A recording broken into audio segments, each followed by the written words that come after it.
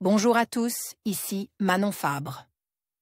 Bienvenue sur ma chaîne, où on explore ensemble le monde des aliments, leur composition et les critiques qui en découlent. Si vous voulez mieux comprendre ce que vous mangez et faire des choix éclairés, n'hésitez pas à vous abonner pour rester informé. Prêt à découvrir? C'est parti. Bonjour à tous. Dans cette vidéo, je vais vous parler de la salmonellose, une infection alimentaire qui peut toucher tout le monde. Je vais vous expliquer les symptômes à surveiller, la durée d'incubation de la maladie et les traitements disponibles pour y faire face.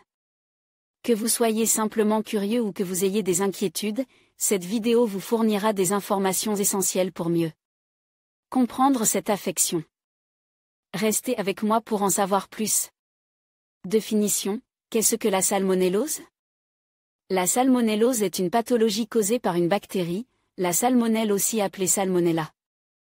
Généralement, lorsqu'on est victime d'une infection par une salmonelle, cela se manifeste par une gastro-entérite aiguë, dont l'évolution est favorable en quelques jours.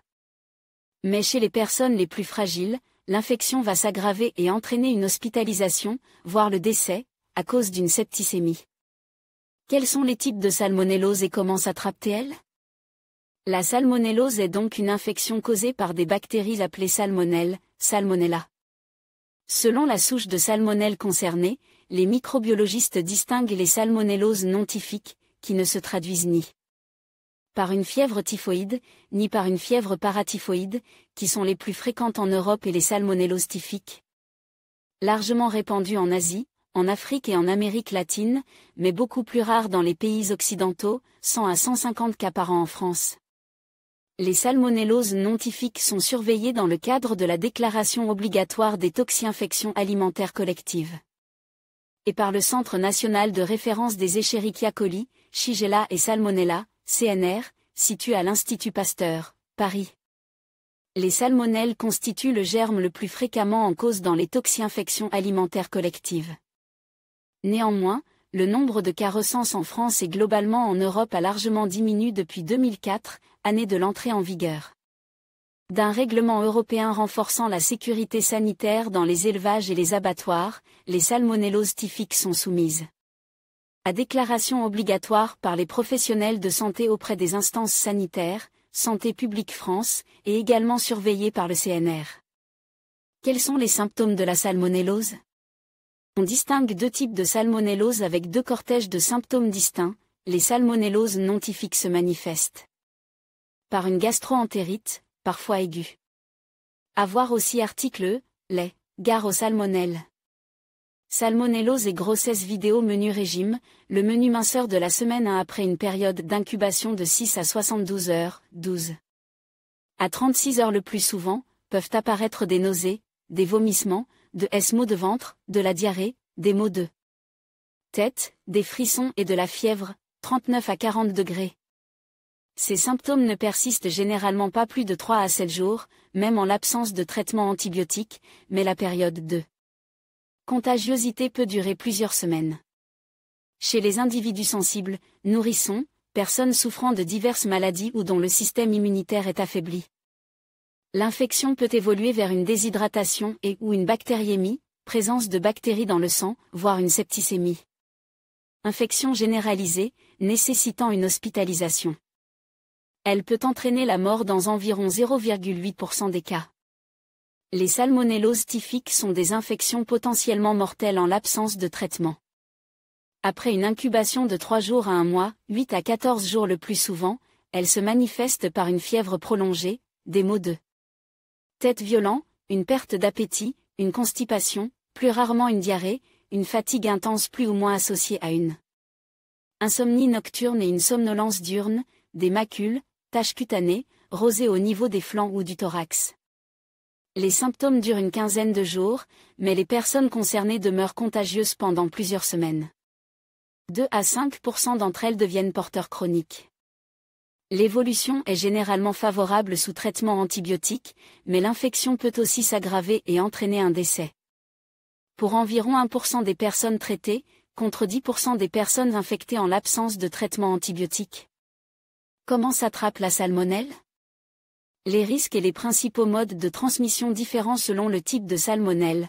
Les salmonelloses non typhiques sont des maladies zoonotiques, qui se transmettent des animaux à l'homme. La contamination a lieu principalement par l'alimentation, lors de la consommation d'aliments d'origine animale crus ou peu cuits. Viande, volaille, charcuterie, produits laitiers à base de lait cru, voire lait en poudre, parfois coquillages. Plus rarement. D'une alimentation d'origine végétale, crudités, graines germées, fruits secs, céréales, épices, chocolat. Elle peut aussi intervenir par contact humain, par l'intermédiaire des mains, avec des animaux ou des personnes infectées. Les animaux porteurs, volailles, oiseaux sauvages, porcs, bovins, rongeurs, parfois aussi mollusques, poissons, reptiles, animaux de compagnie, sont le plus souvent asymptomatiques. Les salmonelles présentes dans leur matière fécale se retrouvent dans l'environnement, sol, pâturage, eau. Les salmonelloses typhiques se transmettent d'humain à humain ou par consommation d'eau ou d'aliments contaminés par les selles de personnes infectées. Principalement dans les pays où l'hygiène est précaire. Elles persistent dans les pays dits développés, dans la mesure où 2 à 5% des individus infects demeurent porteurs sains après guérison. Leurs selles contiennent des salmonelles de façon épisodique et peuvent être à l'origine d'une contamination de l'entourage. Comment éviter la salmonellose ? La prévention des salmonelloses non typhiques passe principalement par des précautions à prendre vis-à-vis des aliments. Il est également conseil de se laver les mains après avoir touché à un animal.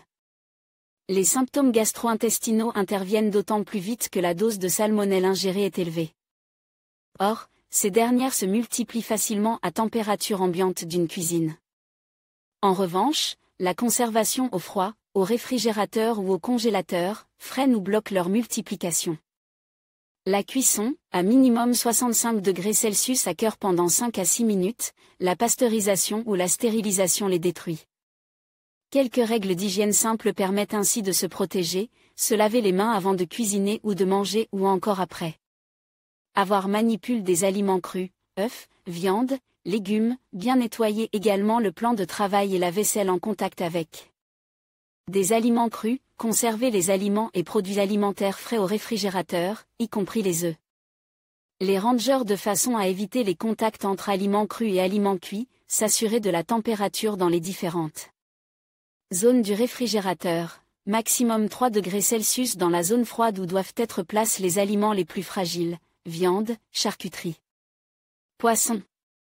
Respecter la date limite de consommation, DLC, indiquée sur les aliments industriels, limiter la conservation des produits traiteurs ou des pâtisseries sans DLC à 24 à 48 heures, conserver au réfrigérateur les préparations et produits maison à base d'œufs crus ou peu cuits, mayonnaise, mousse au chocolat, crème anglaise, et les consommer le plus rapidement possible, au maximum dans les 24 heures. Utiliser des œufs extra frais, pondus depuis moins de 9 jours, cuire les aliments à risque d'être contaminés, viande de porc, volaille. Viande hachée, saucisse, à une température à cœur au moins égale à 70 degrés Celsius, de congeler les aliments directement par la cuisson. Ou le cas échéant au réfrigérateur ou au four à micro-ondes, éviter la décongélation à température ambiante, réchauffer suffisamment les préparations déjà cuites, dans un récipient couvert jusqu'à ce que la vapeur s'en échappe, ne pas ramasser, pour les consommer. Des fruits de mer dans une zone non surveillée par les autorités sanitaires et s'assurer que le site est classe A. Il est déconseillé aux personnes les plus sensibles, personnes âgées, malades ou immunodéprimées, jeunes enfants, femmes enceintes, de consommer des viandes, poissons, coquillages, œufs, crus ou peu cuits, du lait cru ou d'autres produits laitiers à base de lait cru, fromage. En outre, la réglementation en vigueur relative à l'hygiène dans les élevages, les abattoirs et l'industrie agroalimentaire, y compris les filières de production végétale, contrôle vétérinaire, désinfection des locaux, recherche de salmonelle dans les aliments prêts à consommer, permet de limiter en amont le risque de contamination. Les salmonelloses typhiques peuvent être prévenues par l'injection d'un vaccin anti-typhoïde en cas de voyage dans un pays à risque. Diagnostic de la salmonellose. Le diagnostic repose sur, en cas de salmonellose non typhique, le diagnostic peut être fait grâce à un examen des selles, coproculture. mettant en évidence la présence de salmonelle. Le cas échéant, les selles contaminées peuvent être envoyées au CNR de l'Institut Pasteur, afin de déterminer la souche de salmonelle. En cause, par séquençage du génome. Le CNR travaille en collaboration avec le réseau Salmonella de l'Agence nationale de sécurité sanitaire de l'alimentation, de l'environnement et du travail, ANS, dont la base de données aide à identifier rapidement les aliments à l'origine des toxi-infections alimentaires collectives. En cas de forme grave de salmonellose non typhique ou de salmonellose typhique, la coproculture peut être complétée par une hémoculture, détection de salmonelle dans le sang et un sérodiagnostic recherchant des anticorps spécifiques. Traitement d'une salmonellose. Puisque les salmonelloses sont des infections dues à des bactéries, un traitement par médicament antibiotique est approprié. Qui sont les personnes à risque? Les personnes les plus à risque face à une infection à la salmonelle sont les personnes âgées, les personnes malades ou immunodéprimées. Les jeunes enfants et les femmes enceintes, principalement. En cas de salmonellose non typhique. Chez les adultes en bonne santé, la gastro-entérite induite guérit spontanément sans traitement en quelques jours. Pour compenser les pertes en eau, il convient de bien s'hydrater avec de l'eau plate ou une boisson au cola, bien fouettée pour éliminer les bulles. Et pour réguler le transit, d'éviter les produits céréaliers complets, les crudités et les préparations grasses, de remplacer le lait par des yaourts et de privilégier les aliments antidiarrhéiques, riz blanc, bananes, carottes, coings. Chez les personnes fragiles. Nourrissons, personnes immunodéprimées, personnes âgées, un traitement antibiotique est nécessaire. Il convient aussi de prévenir la déshydratation par des mesures diététiques, voire le recours à une solution orale de réhydratation. En cas d'hospitalisation, le cas échéant, la réhydratation peut se faire par voie intraveineuse. En cas de salmonellose typhique. Un traitement antibiotique adapté, prescrit à la suite d'un antibiogramme, est indispensable. Les médicaments indiqués sont ceux de la catégorie des fluoroquinolones, notamment la ciprofloxacine, ou des céphalosporines de 3e génération.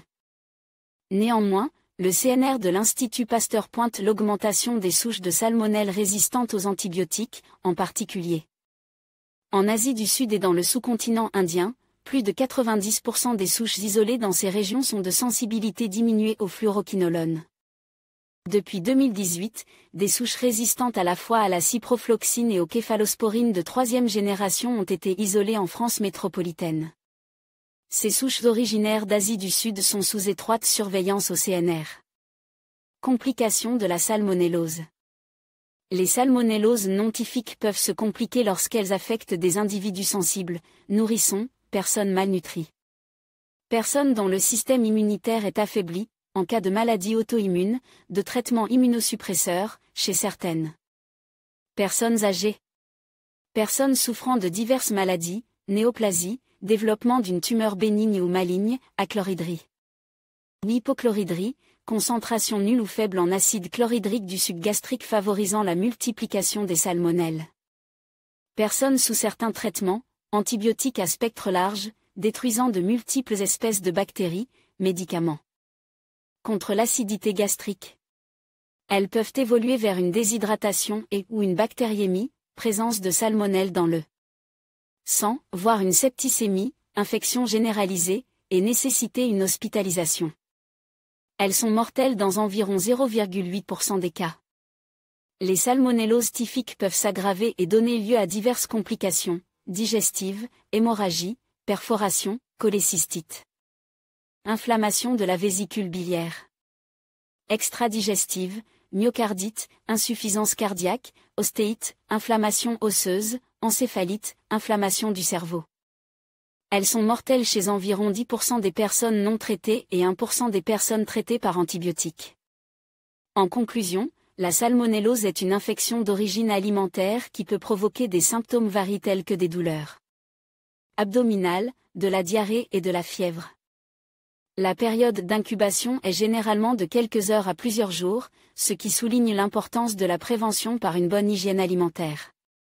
Bien que la plupart des cas se résolvent d'eux-mêmes, il est essentiel de consulter un professionnel de santé en cas de symptômes graves ou persistants. En adoptant des pratiques de sécurité alimentaire appropriées, nous pouvons réduire le risque de contamination et protéger notre santé. Merci de votre attention et prenez soin de vous.